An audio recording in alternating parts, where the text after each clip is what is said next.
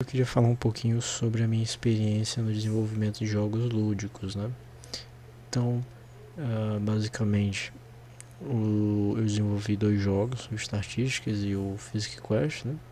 O Statistics eu desenvolvi por conta própria, e mais ou menos no período da pandemia.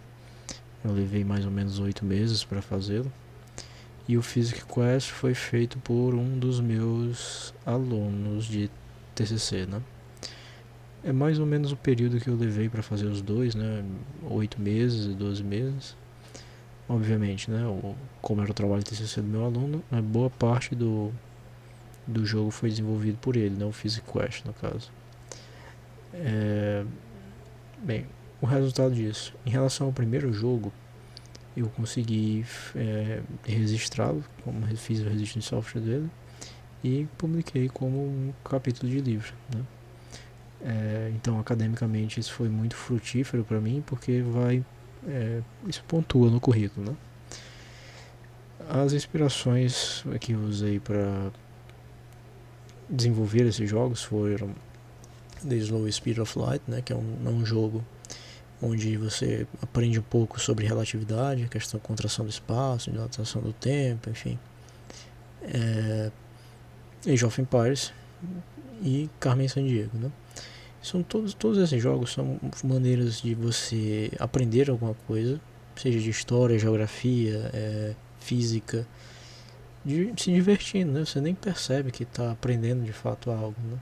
São jogos muito interessantes e que simulam coisas que você não conseguiria simular na vida real, não com facilidade, né? Principalmente esse primeiro, né, o Slow Speed of Light, né? Em que situação você andaria rápido o suficiente para enxergar a contração no espaço, né? Você pode fazer isso no ambiente simulado de um jogo, né? E era mais ou menos essa a minha ideia no desenvolvimento desses jogos educativos, né? O Statistics, ele parte dessa premissa que o indivíduo ele vai fazer o papel de um analista, de um coletor e de uma pessoa que faz o tratamento dos dados, né? E, lógico, de uma forma bem mais simplificada, mas mesmo assim é uma forma lúdica de ensinar conceitos básicos de probabilidade, estatística, correlação, enfim, né? E, bom, essa era a minha intenção, criar jogos que tenham uma história, tenham uma narrativa e que divirtam, né, de alguma forma o usuário. A experiência que eu tive aplicando esses jogos, principalmente no ensino fundamental e no ensino médio, também no ensino superior, todos os alunos sempre, a grande maioria, melhor dizendo, né, eles demonstram gostar muito desse tipo de atividade, né? Porque é diferente, né? Não é como aqueles jogos que é só um quiz, é só um slide com algumas questões que você clica e vai para outro slide. São maneiras divertidas, você tem vontade de saber por que você errou, né? Diferentemente de um questionário qualquer. A ferramenta que eu usei para criar esses jogos foi o RPG Maker MV, né? Porque eu já tinha costume de trabalhar com ele. Eu conheço o RPG Maker desde criança, eu acho. E aí eu juntei um hobby com uma parte da minha profissão, que é o ensino, né? E comecei a desenvolver esses jogos, né? Aí tem algumas características do RPG Maker para caso alguém esteja assistindo não o conheça, né? Ele é uma ferramenta paga. Ele não necessita de programação, né? Você tem muitas funcionalidades que já vêm embutidas nele, que você só clica e ela é executada. É uma interface visual, diferentemente de uma linguagem de programação como Python, Fortran, enfim, que tudo teria que ficar numa linha de código sequenciada e tal, não sei o que. Aqui os eventos eles têm posição geográfica dentro daquela área de eventos, né? Ele tem uma biblioteca de recursos pronta que facilita muito a vida de quem desenvolve jogos, né? Porque uma das maiores dificuldades a pessoa normalmente desiste de criar jogos porque ela vai criar muitas vezes sozinha, e aí tem que ter habilidade de desenho, tem que ter habilidade de criação de música, tem que ter habilidade de criação de roteiro, enfim, várias habilidades para uma única função, e isso desestimula muitas pessoas. Mas o RPG Maker MV ele já vem com muitos desses recursos de gráficos, sons, efeitos sonoros que facilitam muito o desenvolvimento, né? Ele tem suporte para o script Java, caso você queira fazer alguma coisa que está além das suas funcionalidades. Ele suporta para múltiplas plataformas, Mac, Linux, Windows, o Android, teoricamente ele faz esse porte, mas eu nunca consegui fazer isso funcionar. E para HTML, né, a versão de navegadores. E também ele tem acesso a plugins, né, que ao meu ver são scripts Java feitos por outras pessoas e que eles já disponibilizam de forma pronta para uso, né? Pelo menos é o que eu entendo, né? Bom, muita gente critica o RPG Maker dizendo que é uma ferramenta muito simples para questão de jogos e tal, inclusive que é uma coisa meio que infantil, né? Mas aqui eu cito 2 jogos, o To The Moon e o One Shot, que venderam milhões de cópias, pelo menos segundo as pesquisas que eu fiz no ChatGPT, né? Mas de fato, são jogos muito populares, mesmo que esses números estejam errados, não sei se é mais ou é menos do que isso, mas são 2 jogos extremamente populares, né? Feitos inteiramente dentro do RPG Maker, só para citar 2, tem muitos outros, né? Então assim, é uma ferramenta simples, mas é aquela coisa, né? A arte depende mais da mão do artista do que da qualidade do pincel. Obviamente um pincel bom vai ajudar o artista, mas pela experiência que eu tenho com RPG Maker, dá pra criar quase tudo que tem nos grandes jogos bidimensionais, dá pra criar em RPG Maker, desde que você seja criativo o suficiente. Obviamente tem algumas coisas que ele não foi feito para fazer, né? Então, tem alguns tipos de jogos, se você for tentar no RPG Maker, você vai ter um trabalho monstruoso sem necessidade, né? Bom, aí eu cito aqui um caso interessante, né? O Flappy Bird. Segundo essa matéria desse jornal, ele chegou a arrecadar 119 mil por dia com anúncios. E eu fico impressionado com isso, porque é um jogo extremamente simples. Eu acho que a programação dele poderia ter sido feita por um adolescente, sabe? É só um pássaro que está caindo e ele tem que passar por uma série de canos sem cair, sem bater no cano, enfim, né? Só quando você toca a tela. Um jogo muito simples, uma lógica muito simples e faturou muito dinheiro. Então, assim, por que eu estou mostrando isso? Mais uma vez, né? Tudo bem que tem ferramentas que são mais poderosas, né? Tem engines que fazem a criação do jogo ser mais completa, né? Mas às vezes não é necessário uma ferramenta muito complexa, basta você criar algo que seja de fato divertido. Um Flapboard desse da vida, se duvidar, dá pra fazer isso aí no Visual Python, né? Que no Pygame, eu acho, são né, programas, são linguagens que não foram feitas para fazerem programas para jogos muito simples, né? E mesmo assim daria para fazer um Flapboard desse aí, eu acho que tranquilamente, né? Bom, mas eu sei que existem outras engines, a Godot, a Unreal, a Unity, e que elas são muito mais poderosas para a criação de jogos, né? Eu pessoalmente não tive tempo ainda de me aprofundar em nenhuma delas, de conhecê-las melhor, né? Mas eu queria só mencionar, caso alguém tenha curiosidade de conhecer uma plataforma melhor. Eu acredito que melhor em que sentido, né? Acredito que elas são mais robustas em termos de funcionalidades e provavelmente tem menos erros na hora de fazer ports, né?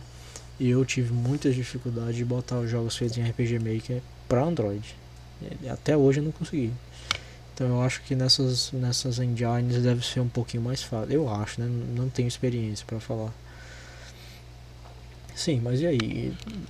Qual é a graça de fazer um jogo sem poder publicá-lo, né? Sem que alguém possa jogá-lo. Eu tenho jogos publicados na Newgrounds e nesse outro site que vão me desculpar se eu pronunciar errado, mas é o Itch.io, sei lá. e você basicamente exporta o seu jogo no formato HTML, joga lá e ele pronto, ele está executável no site, né? Assim, tem um tempo de avaliação, claro, mas eu acho que é poucas horas, enfim. Eu não sei se dá para vender. Eu acho que no Newgrounds não dá, eu acho, né? E eu tenho a impressão que nesse outro, esse Itch.io deve dar para vender. Mas é uma coisa que a gente quase não conta com isso, né? Principalmente jogos educativos, eles não têm assim uma grande demanda, né? São jogos simples, são jogos para serem feitos, serem usados em sala de aula, né? Então, meus jogos em particular estão disponíveis gratuitamente. Eu vou tentar passar eles colocar os links para esses jogos na descrição do vídeo, né? E onde vender? Esses são os que eu conheço. Se tem outros, né?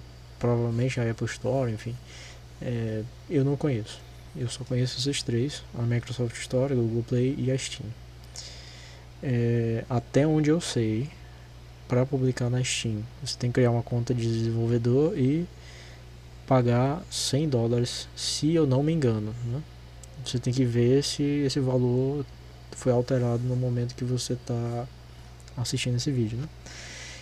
A Play Store, a conta de desenvolvedor na Google Play, até onde me lembro, era $25, eu acho, alguma coisa assim. E na Microsoft Store, eu olhei recentemente, é R$46 para um indivíduo, né? Aí, enfim, eu não coloquei meus jogos para vender. Para Google Play, eu não faço ideia de como fazer esse port da versão do RPG Maker para ele. Não sei se vale a pena esse sacrifício. A Steam, eu achei o valor monetário um pouco alto para jogar os jogos nela. E a Microsoft Store eu não tentei, né? Então não sei dizer se é fácil ou é difícil, o que é necessário para colocar um jogo nela, mas eu sei que dá, né? Se você acha que tem alguma outra plataforma mais interessante, você poderia colocar nos comentários que isso é uma coisa que eu estou aprendendo agora, né? Tem muita coisa que eu estou tentando entender ainda. Bom, até onde eu entendo, o RPG Maker ele foi feito mais especificamente para criar dois tipos de jogos. Jogos de plataforma, né, onde você movimenta um bonequinho até ele encontrar eventos, né, ou seja, encontrar NPCs, encontrar itens, encontrar algum tipo de objeto que ele possa interagir, né? E tem o visual novel, que basicamente são imagens e textos, né? E o texto onde aparece alguma escolha, onde você escolhe, e aí o texto, a imagem muda e a história do jogo muda, enfim, né? Uma novela, né? Não quer dizer que não possa ser criado outros tipos de jogos com RPG Maker. Eu sei que dá para criar outros tipos de jogos, mas não é o forte dele, pela experiência que eu tenho, né? E acaba que outros tipos de jogos ficam uma complexidade desnecessária, né? Porque ficaria mais fácil de se fazer em outras plataformas. Até o Visual Python tem alguns jogos que é mais fácil fazer em Visual Python do que no próprio RPG Maker. Então, nesse sentido, né, é muito difícil você fazer tipo jogos que são simuladores. Né? Você quer fazer um jogo lúdico de, sei lá, lançamento oblíquo, né, como um Angry Birds. Que dá por causa do suporte em JavaScript, né, você até conseguiria fazer um jogo nesse estilo, né? Mas ele não foi feito para isso, né? O RPG Maker não tem essa mecânica embutida em si. E aí você tem um esforço que, ao meu ver, é desnecessário, né? Uma vez que você poderia fazer isso de forma muito mais simples nessas ferramentas que eu citei no começo do vídeo, né? Bom, aí eu cito só para comentar, né? Isso aqui é um vídeo, eu estou fazendo uma simulação do tipo gás ideal, feita em Visual Python, né? Onde eu simulei aqui a contágio, né, de uma epidemia. a bolinha vermelha é uma pessoa doente, quando ela toca uma pessoa azul, a pessoa azul fica doente também, e por aí vai se espalhando a doença, né? Isso foi feito em Visual Python, no caso, seria muito complicado fazer isso em RPG Maker, muito complicado. Pode até ser que seja possível, mas ao meu ver, seria absurdamente complicado e sem necessidade dessa complicação, né? E tem também o Processing, é uma outra ferramenta uma ferramenta feita para criar artes, né, basicamente. E ela tem um recurso gráfico muito interessante, que facilita muito o processo de criação de imagens e animações, que ao meu ver é uma das melhores ferramentas para criação de imagens, né? Mas enfim, é basicamente isso que eu queria falar, né, sobre a experiência que eu tenho com o desenvolvimento de jogos. Comente aí se eu tem alguma coisa que eu deveria aprender, que eu não sei, ou que eu falei errado. Enfim, pode comentar aí à vontade nos comentários, que eu fico ansioso pelo esse aprendizado, né? Eu tô mais aqui para aprender do que para ensinar, né? De qualquer forma, obrigado por ter assistido e fique com Deus.